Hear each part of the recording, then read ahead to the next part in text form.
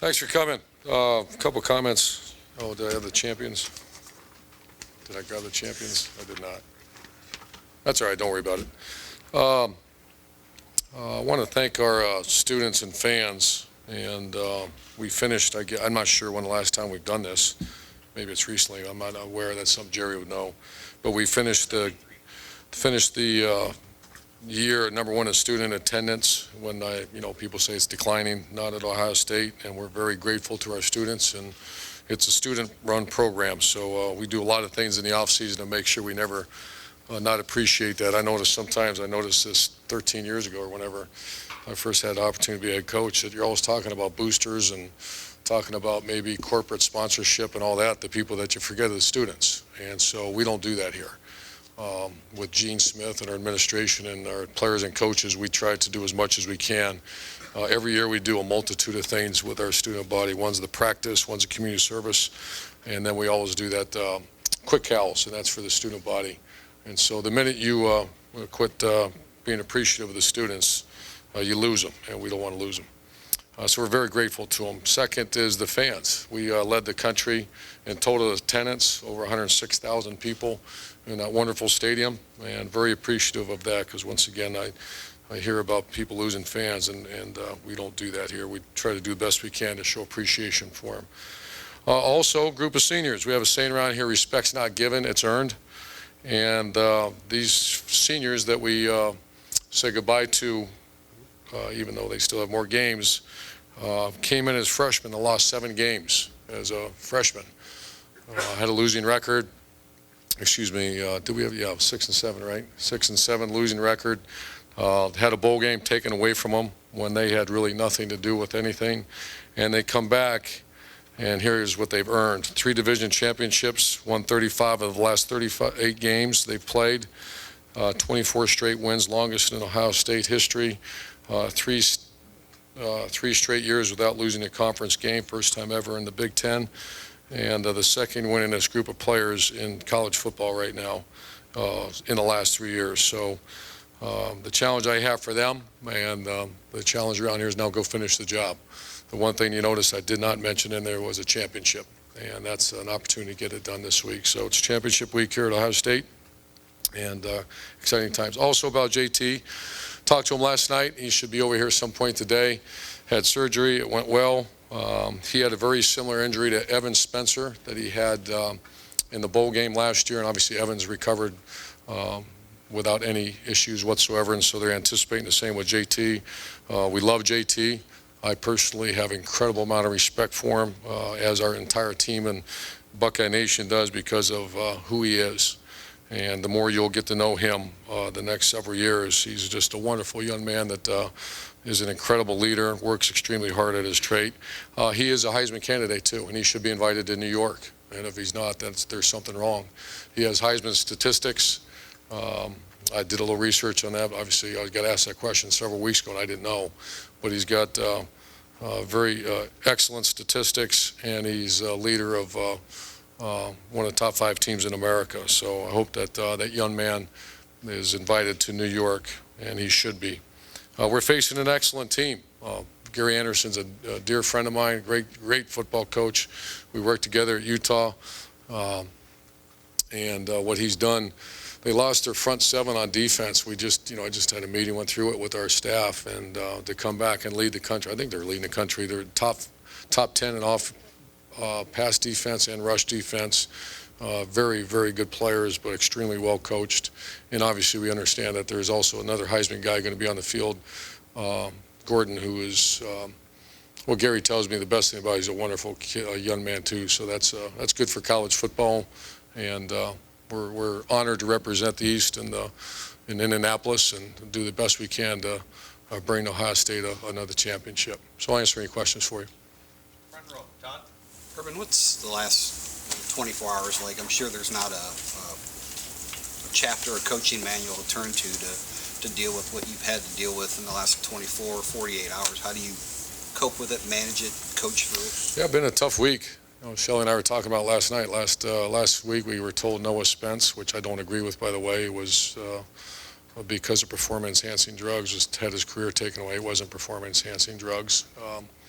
So that's another story in its own, but that was disappointing. A three-point student who made a mistake that a lot of young people make, social issue that, and I credit Ohio State for really dealing with, doing the best we can. The good thing is extremely positive what's going on in his life right now, and that's a credit to, once again, our administration and not turning her back on a person. So really disappointed in that last week, and then obviously a young man goes missing. Then obviously we lose J.T. Barrett. Then obviously the tragic news last night. So it's. I told our players, you add in the fact you lost your Heisman preseason candidate beginning of the season. You had our captain not really. We didn't have our offensive captains play the first 4 or 5 games of the year. I said you shouldn't be in this situation. So you have to really reflect upon how that happened. You know, there's not good fortune. The ball didn't bounce your way. We don't believe in that. We believe in a very extremely close team that leans on each other in tough times, and someone usually steps up and makes a tremendous play or says something, or like Mike Bennett has really grown up as a leader. So that team, every red flag's up. You know, every excuse is out there to not play well, to not win a game, to lose a game, and you have some really good built-in excuses. And to overcome the incredible tragedy that happened last night, this is a real challenge. And we're going to watch it very closely. I can just tell you this, extremely close team that does a lot of things together and cares about each other. Can it work into your advantage when you almost seems to have a tipping point of adversity where you guys sort of bond together and it's... Well, I hate to, when you use the term advantage, that's pretty hardcore.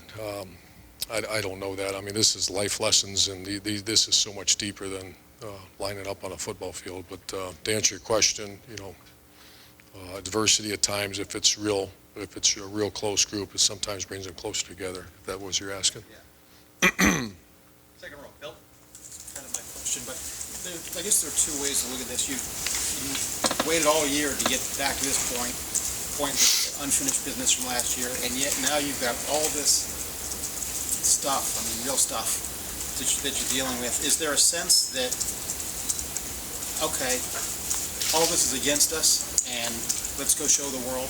Nobody believes us. Bill, we were off today. You know, we right at the end of practice, we had a long chat with our players about what happened, and I'll know more tomorrow. You know, I'll know more tomorrow. A lot of the good thing is I see a bunch of guys popping around here. That's the other sign of a good team. When I first got here, Coach Drayton told me the one thing that you're not going to like, is we're off campus a little bit, you know, the facility, is you're not going to see the players around very much. And I don't like that at all. I mean, I don't like that meeting room. I like to go talk to the guys and go in the weight room. And so we created an atmosphere around here where the locker room, obviously the food, that's a good way to get them over here. And really, you know, we brought the training, there wasn't the training table over here. We didn't have a locker room like it is now. We really didn't have a lounge area that the guys they bring their food in, they have iPads, and so it's a much different atmosphere where they're always over here. And reason I'm probably in a good mood right now is I've seen about 40 players come popping through. Hey, coach, how's it going? And put your arm around them and talk about stuff, and that's what makes coaches' days. You know, when we're sitting in the offense line, I was walking around outflying in those guys, and that's what gets families through a tough situation. And I know that at Florida you dealt with player deaths, and it's not an experience you want to have, but it is something that you've experienced. How do you, as a coach, help that process? Great question. You know, the first time it happened, it was a long time ago, and it was I called Chris Carter, you know, and he dealt with it when he was a player at the Minnesota Vikings. And by the way, I want to thank Chris as well. I asked him to come back and be part of it, and boy, was he part of it. He was at dinner with us Friday night. I made our players aware that's giving back to your school and your program. And I know he had some issues when he was here, but my gosh, he's all in, and he really supports our players and our coaching staff in Ohio State. But he dealt with it, and you know, I reached out to some people back then, and it's difficult. I mean, there's no, like you said, you can look in the coaching manual. I'm not sure you'll find anything. But the tighter the group, the better opportunity you have to, you know, you'll never get over it. It's an opportunity to, I'm not sure learn's the appropriate word either, but just continue to grow and stay on your journey. Front row left, Rusty.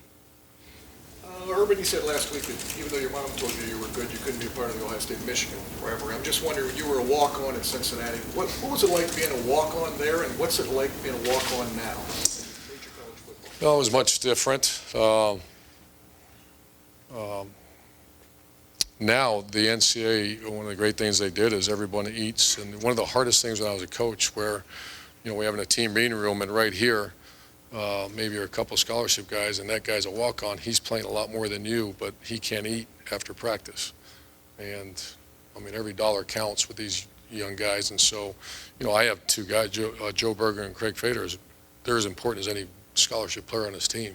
Leadership, toughness, and they contribute on special teams. And I was sitting with them one day, and who was it, Joe, told me that it saves them $3,000 a semester now because we're allowed to feed them. So it's much different. And the approach I've always taken is, ever since I've always been, if it's between a walk-on and a scholarship guy, I'm taking care of the scholarship, or the walk-on player. And as far as playing time, as far as opportunity on special teams, because I believe those guys deserve that shot. And Hard life for them simply because you get guys that are here because they love football, but they're having their schooling paid for, but you got other guys that are here that love football, but they're not.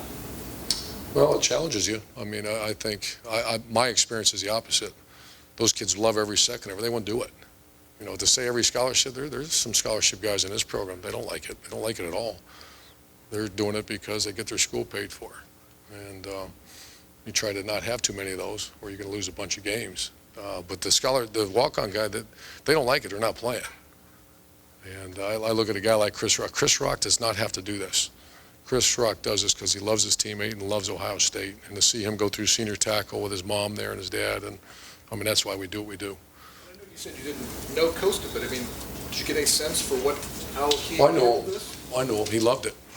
He loved it. I had dinner with him a couple times, and it just was such a short period to spend with him. Second row left, Bill.